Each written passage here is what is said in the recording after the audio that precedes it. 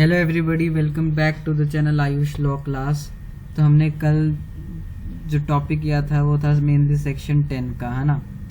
आज हमारा टॉपिक है टाइप्स ऑफ एग्रीमेंट। ठीक है, तो कॉन्ट्रैक्ट एक्ट में हमने पढ़ा है कि हम कॉन्ट्रैक्ट को 3 तरीके से कर सकते हैं। सबसे पहले हमारा तरीका है एग्रीमेंट के ज़रिए, दूसरा है स्टैंडर्ड फॉर्म ऑफ कॉन्ट्रैक्ट के ज़रिए, तीसरा तरीका है हमारा प्रॉमिसरी एस्टॉपल के ज़रिए, है ना। तो पहला तरीका जो एग्रीमेंट है, हमने अब तक सारा कुछ पढ़ लिया प्रीवियस क्लास में, आप प्रीवियस वीडियो देख सकते हैं। आज का जो हमारा टॉपिक है कि कितने टाइप जो हम एग्रीमेंट है जिसे कॉन्ट्रैक्ट करते हैं तो वो कितने टाइप के हो सकते हैं। तो पहला जो टाइप है एग्रीमेंट का वो है कॉन्ट्रैक्ट, दूसरा है वॉइड एग्रीमेंट, तीसरा है वॉइडेबल कॉन्ट्रैक्ट, चौथा है इल्लीगल एग्रीमेंट। अब आप लोग कहोगे कॉन्ट्रैक्ट एग्रीमेंट का टाइप कैसे है। एग्रीमेंट का, कॉन्ट्रैक्ट का बेस मटेरियल क्या है? एग्रीमेंट, ठीक है, और एग्रीमेंट का ही रिजल्ट है कॉन्ट्रैक्ट। तो कॉन्ट्रैक्ट एक तरह का टाइप ऑफ एग्रीमेंट है। सेक्शन 2H क्या बोलता है जो कॉन्ट्रैक्ट को डिफाइन करता है? An agreement enforceable by law is a contract, है ना। तो ये चीज़ है। तो आइए हम कॉन्ट्रैक्ट को पढ़ते हैं। तो जो कॉन्ट्रैक्ट के बारे में मैंने आपको पिछले क्लासेस में बताया वही यहाँ पे लिखा हुआ है क्या कि एक एग्रीमेंट जो कि एनफोर्सिबल बाय लॉ होता है, जिसको एनफोर्स कराने के लिए एक पार्टी कोर्ट जा सकती है ताकि कोर्ट ऑर्डर दे दूसरी पार्टी को कि उस कॉन्ट्रैक्ट को परफॉर्म करे, उस टर्म्स कंडीशंस को फुलफिल करे, वो एक कॉन्ट्रैक्ट होता है। ठीक है, और जो कॉन्ट्रैक्ट है वो कुछ ऑब्लिगेशंस को भी अराइज करता है। ऑब्लिगेशन माने तो ड्यूटी, ठीक है। अब ड्यूटी जैसे आप एग्जांपल समझिए, ए ने बी के साथ एग्रीमेंट किया कि ए के डॉग को बी वॉक पे लेके जाएगा, ठीक है, उसके बदले ए बी को 1000 रुपीज देगा, ठीक है। तो ये ड्यूटी टू वॉक है, कुत्ते को वॉक करानी, डॉग को वॉक करानी, ये किसकी ड्यूटी है? बी की। और ए की क्या ड्यूटी है कि वो अपन ऑथराइज करे बी को कि वो लेके जाए ए के डॉग को वॉक पे। तो ये कुछ ड्यूटीज हैं जो कि कॉन्ट्रैक्ट जब एग्जिस्टेंस में आता है वो अराइज कराता है, ठीक है। और एक जो एग्रीमेंट कॉन्ट्रैक्ट में बनेगा तो उसको सेक्शन 10 की एसेंशियल कंडीशंस को फुलफिल करना पड़ेगा, तभी एग्रीमेंट कॉन्ट्रैक्ट में बनेगा, है ना। तो ये बेसिकली कॉन्ट्रैक्ट के बारे में। अब क्लासिफिकेशन ऑफ कॉन्ट्रैक्ट है। क्लासिफिकेशन ऑफ कॉन्ट्रैक्ट क्या है? हम कितनी क्लासेस में एक कॉन्ट्रैक्ट को डिवाइड कर सकते हैं, किस बेस पे? तो सबसे पहला बेस है सब्जेक्ट मैटर। सब्जेक्ट मैटर में क्या आएगा कि सब चीज़ के लिए कॉन्ट्रैक्ट किया गया। जैसे एक कॉन्ट्रैक्ट है जो कि कंस्ट्रक्शन कंपनी ने किया है, एक कॉन्ट्रैक्ट है जो कि डीलरशिप के लिए किया गया है, एक कॉन्ट्रैक्ट है जो कि सेल ऑफ हाउस के लिए किया गया है ना। तो ये सारे अलग अलग सब्जेक्ट जिसके ऊपर कॉन्ट्रैक्ट किया गया वो सब्जेक्ट मैटर में आएंगे। दूसरा पार्टीज। अब हर एक कॉन्ट्रैक्ट अलग अलग पार्टीज के बीच में मेनली होते हैं। जैसे मान लीजिए एक रिलायंस इंडस्ट्रीज लिमिटेड ने सेल के साथ कर लिया, फिर अडानी एंटरप्राइजेज ने भी मान लीजिए गवर्नमेंट ऑफ इंडिया के साथ कर लिया। तो ये पार्टीज अलग अलग हैं, तो पार्टीज के बेस पे भी हम अलग अलग कॉन्ट्रैक्ट को क्लासीफाई कर सकते हैं, ओके। फिर तीसरा है हमारा फॉर्म कि कॉन्ट्रैक्ट कैसे है, वो रिटर्न है, रिटर्न में कैसी कंडीशंस हैं, एक्सप्रेस है, इम्प्लाइड है। इम्प्लाइड कंडीशंस क्या है वो मैं आपको आने वाले क्लास में ही बताने वाला हूँ, इसी में आगे। एक्सप्रेस मतलब जो कि हम देख सकते हैं, जो कि लिखी है कॉन्ट्रैक्ट के डॉक्यूमेंट में। जैसे इस कॉन्ट्रैक्ट में लिखा हुआ है ए ने बी को ड्यूटी दी है, कॉन्ट्रैक्ट की ए ने बी के साथ कि ए के डॉग को वो वॉक पे लेके जाएगा और उसके बदले बी को ₹1000 मिलेंगे ए से। तो ये रिटर्न है कॉन्ट्रैक्ट में। तो ये सारी एक्सप्रेस कंडीशंस हैं, ओके। उसके बाद उसका इफेक्ट मतलब कि दोनों पार्टीज के ऊपर उसका इफेक्ट आ रहा है या किसी एक पे आ रहा है वो, ठीक है। तो ये सारा का सारा हमारा क्लासिफिकेशन है कॉन्ट्रैक्ट की। और जो भी कॉन्ट्रैक्ट की टर्म्स हैं वो बिल्कुल ही क्लियर, सर्टेन होनी चाहिए, CLEAR और CERTAIN, सर्टेन, ठीक है। कोई भी उनमें अनसर्टेनिटी या कोई भी डाउट वगैरह नहीं होना चाहिए। अब मान लीजिए ने बी के साथ कॉन्ट्रैक्ट कर लिया कि डॉग को वॉक पे लेके जाना है, लेकिन कॉन्ट्रैक्ट में ये नहीं लिखा कि किसका डॉग है, ए का डॉग नहीं लिखा, ठीक है, सिर्फ डॉग लिखा है। तो ये जो कॉन्ट्रैक्ट की टर्म है कि ए ने कॉन्ट्रैक्ट किया बी के साथ कि ए के कुत्ते को वॉक पे लेके जाना है, अगर उसमें ए का कुत्ता ए नहीं लिखा, ए का, तो ये एक्सप्रेस टर्म नहीं है, सिर्फ डॉग लिखा है। तो ये क्लियर टर्म नहीं है, इसमें डाउट है कि किसका डॉग, अगर ए का डॉग नहीं लिखा है, ठीक है। अगर ए का डॉग लिखा है तो क्लियर है, सर्टेन है ना। उसके बाद हमारा जो ये मैंने आपको इम्प्लाइड टर्म्स का बताया था, इम्प्लाइड टर्म कौन सी टर्म्स होती हैं इम्प्लाइड टर्म बेसिकली वो टर्म्स होती हैं जो कि कॉन्ट्रैक्ट में डायरेक्टली नहीं लिखी, जैसे मैंने आपको फॉर एग्जांपल दिया, ए का कुत्ता बी वॉक पे लेके जाएगा,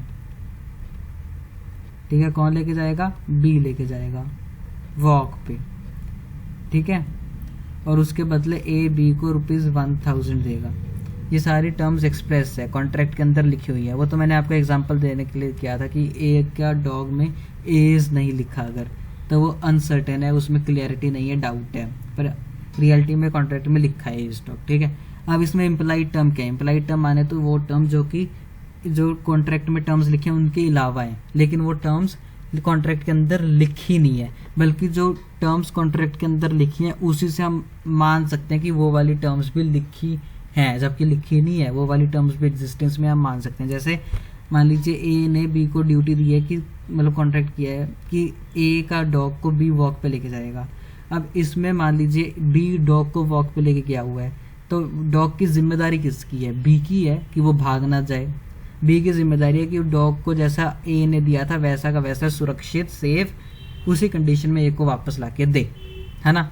तो ये कंडीशन आपको जो मैंने इलस्ट्रेशन बताई है पूरी, उसमें मैंने कहीं मेंशन किया नहीं, ये एक्सप्रेस टर्म नहीं है, बल्कि ये हमने इन्फर करी है। इन्फर मतलब उससे समझी है, जो एक्सप्रेस टर्म है उससे निकाल ली है कि हाँ ये कंडीशन भी है। तो मतलब सेफ्टी और रिटर्न ऑफ डॉग टू ए, ये इम्प्लाइड कंडीशन है, ठीक है, जो कि कॉन्ट्रैक्ट के अंदर है, एक्सप्रेस टर्म से हमने निकाल ली है। अब यहाँ पर भी ये लिखा है, implied terms in a contract are those terms और प्रोविजंस ऑफ अ कॉन्ट्रैक्ट, वो टर्म या प्रोविजन जो कि कॉन्ट्रैक्ट में एक्सप्रेसली रिटर्न नहीं है, बट हम उन्हें अंडरस्टूड कर सकते हैं, समझ सकते हैं कि वो पार्ट है कॉन्ट्रैक्ट का, और किस बेस पे, जो कि कंडीशंस लिखी हैं उनके बेस पे, नेचर ऑफ एग्रीमेंट या कॉन्ट्रैक्ट, ठीक है, या कस्टम और यूसेज अगर उस चीज में है, ठीक है।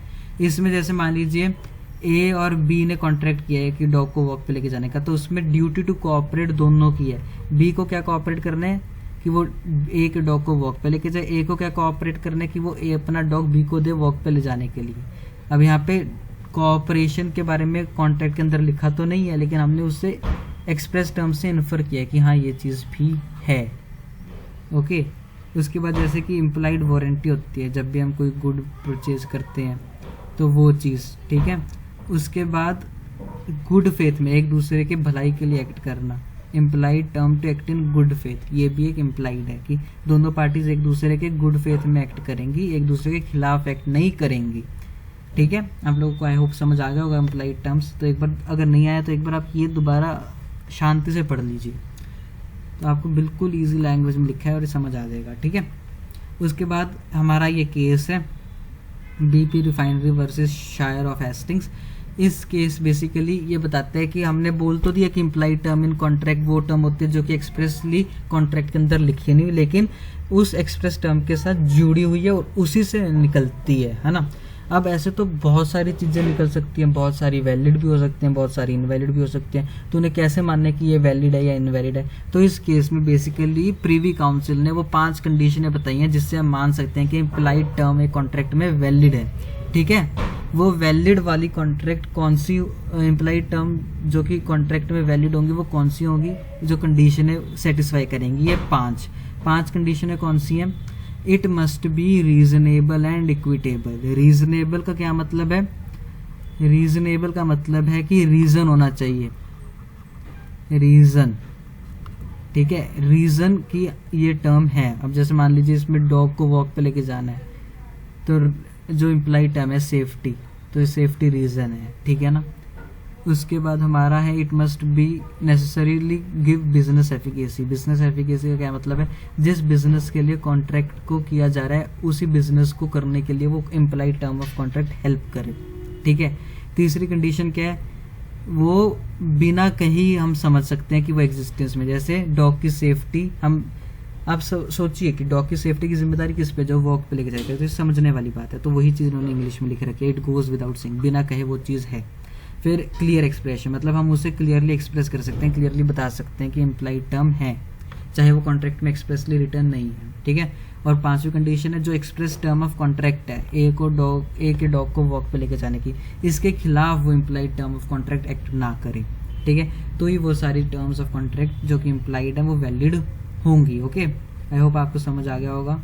Moving towards next type of agreement, जो हमारा नेक्स्ट टाइप ऑफ एग्रीमेंट है वो बेसिकली वॉइड एग्रीमेंट है। ओके, वॉइड एग्रीमेंट का क्या मतलब है? वो एग्रीमेंट जिसे लॉ एनफोर्स नहीं कर सकता। मतलब दो पार्टीज हैं, दो पार्टीज एक दूसरे के साथ कॉन्ट्रैक्ट के अंदर जाती हैं क्या कि ए जो है बी को सूरज ला के देगा। अब हमें पता है कि ऐसा हो ही नहीं सकता, रियल सूरज कैसे ला के देगा, तो ये एक इम्पॉसिबल इवेंट है ना।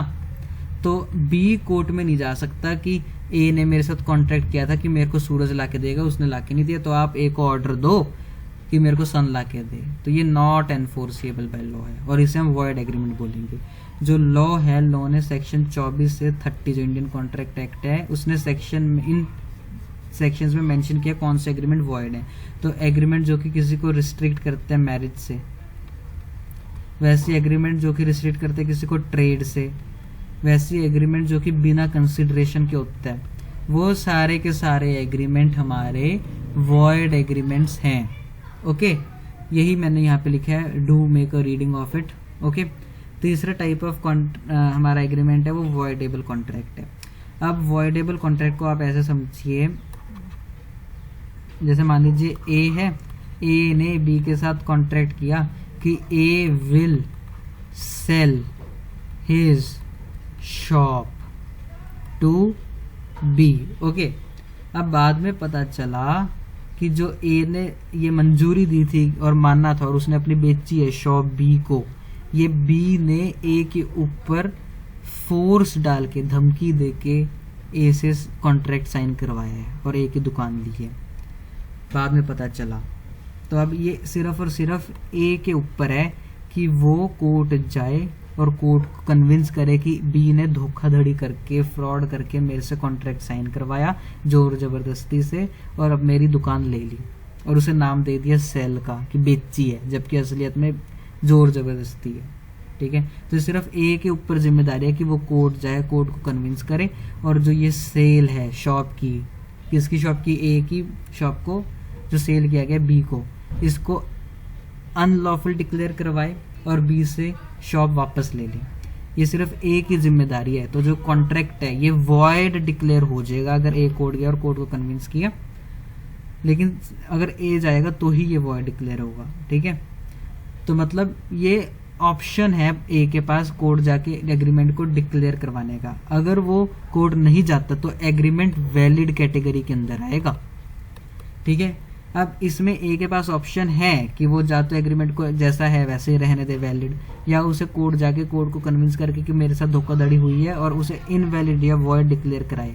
तो जो ये ऑप्शन है, इसी ऑप्शन से इस टाइप ऑफ एग्रीमेंट का नाम आया वॉइडेबल। वॉइडेबल मतलब ए के पास ऑप्शन है कि वो इस कॉन्ट्रैक्ट को जाके वॉइड डिक्लेयर करवा सकते हैं। ओके, तो एक बार do make a reading of it, you will get to understand it. It is defined in section 2I।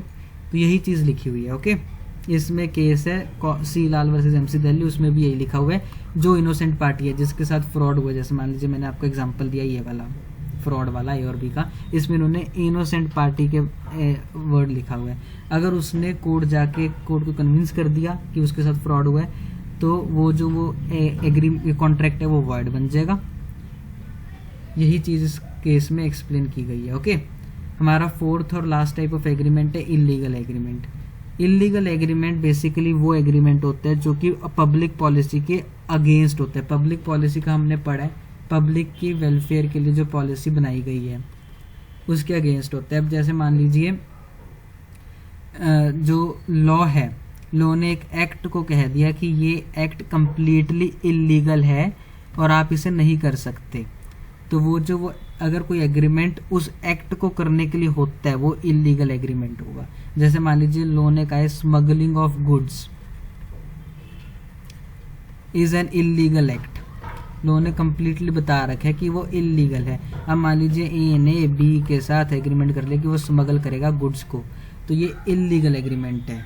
क्योंकि लॉ ने कम्प्लीटली फॉरबिड किया है, ठीक है। उसके बाद हमने इलीगल एग्रीमेंट को वॉइड एग्रीमेंट से डिफ्रेंशिएट करना है। हमने देख लिया वॉइड एग्रीमेंट जो कि लोग हम कोर्ट जा नहीं सकते, एनफोर्स करा नहीं सकते, जबकि इलीगल एग्रीमेंट को लॉ ने कम्प्लीटली मना किया कि आप ये एग्रीमेंट कर ही नहीं सकते, ठीक है। तो बेसिकली वॉइड एग्रीमेंट जो होता है वो पब्लिक के खिलाफ नहीं होता, जरूरी नहीं है कि वो पब्लिक पॉलिसी के खिलाफ हो, पब्लिक के वेलफेयर के खिलाफ हो। अब मान लीजिए एक एग्रीमेंट है वो किसी पार्टी को मैरिज करने से रिस्ट्रिक्ट करता है, ठीक है, मैरिज करने से रिस्ट्रिक्ट करते हैं, तो इससे पब्लिक अफेक्ट हो रही है लार्ज स्केल पे? नहीं। तो ये पब्लिक पॉलिसी के खिलाफ है? नहीं। तो वॉइड एग्रीमेंट जरूरी नहीं है पब्लिक पॉलिसी के खिलाफ हो, जबकि illegal agreement completely public policy के खिलाफ होता है। स्मगलिंग ऑफ गुड्स से पब्लिक इफेक्ट होएगी, प्राइसेस राइज होंगे, 2 नंबर में माल बिकेगा, करप्शन का चांस बढ़ेगा, पब्लिक अफेक्ट होएगी, तो वो पब्लिक पॉलिसी इलीगल एग्रीमेंट के केस में अफेक्ट होती है, ठीक है। और दूसरा जो डिफरेंस है वो है हमारा कोलेट्रल ट्रांजैक्शन का। कोई भी चीज़ करने के लिए मनी इन्वॉल्व होती है ना। तो हम मान लीजिए एक एग्रीमेंट है जो कि किसी को रिस्ट्रिक्ट करते हैं ट्रेड करने से, और उस एग्रीमेंट को किया गया, तो उसमें जो भी मनी इन्वॉल्व हुई है वो ज़रूरी नहीं है कि वो भी हम डिक्लेयर कर सकें वॉइड है। मनी तो उस चीज़ की चीज़ के लिए की गई है, ठीक है ना, मनी उससे अलग भी हो सकती है। अब जैसे मान लीजिए एक केस है जिसमें ए ने बी के साथ कॉन्ट्रैक्ट किया कि वो बी की मदद करेगा जो भी उसके ऊपर उधारी चढ़ गई है जुआ खेलने से। तो जो मनी है, ए ने बी की हेल्प करी मनी से ताकि वो अपनी जो जुए की उधारी है उसे उतार सके, है ना। लेकिन उसने बी ने अब सारी मनी से अपने जुए की उधारी चुका दी, लेकिन बी ने वापस नहीं करी ए की मनी। तो ए कोर्ट जा सकता है कि मैंने बी को मनी दी थी जुए का जो उसके पे कर्जा है वो उतारने के लिए, लेकिन बी ने मेरे को मनी वापस नहीं करी। तो ये हमारा जो है कोर्ट इसे एनफोर्स कर सकती है। इसमें जो कोलेक्ट्रल ट्रांजैक्शन मतलब मनी इन्वॉल्व है ये सब्सिडरी, ये अलग है गैम्बलिंग के एक्ट से और गैम्बलिंग की मनी को वापस करने से, ठीक है। जबकि इलीगल एग्रीमेंट में जो कि कोलेक्ट्रल ट्रांजैक्शन हुई है, कोलेक्ट्रल ट्रांजैक्शन को इलीगल एग्रीमेंट कंप्लीटली इलीगल बता सकता है। अब जैसे मान लीजिए ए ने बी के साथ एग्रीमेंट किया कि वो स्मगल करेगा गन को, जो कि लॉ ने फॉरबिड किया, कंप्लीटली मना किया है कि वो कोई भी व्यक्ति दूसरे व्यक्ति को स्मगल नहीं कर सकता गन, और उस स्मगलिंग के लिए ए ने बी की हेल्प करी मनी से। तो इसमें जो ये स्मगलिंग ऑफ गन है ये भी इलीगल है, और जो मनी उस चीज़ को करने के लिए दी गई है वो भी इलीगल है, ओके। तो इलीगल, ये एक इलीगल एग्रीमेंट है जिसमें जो मनी इन्वॉल्व की गई है ताकि वो एग्रीमेंट कंप्लीट हो सके, वो भी इलीगल डिक्लेयर हो गया, ठीक है। So you make a reading of this again, difference के आपको समझ आ जाएगा। सो आज की क्लास में मेनली इतना ही है। We will meet in next class completely, okay। So please subscribe to our channel. Thank you.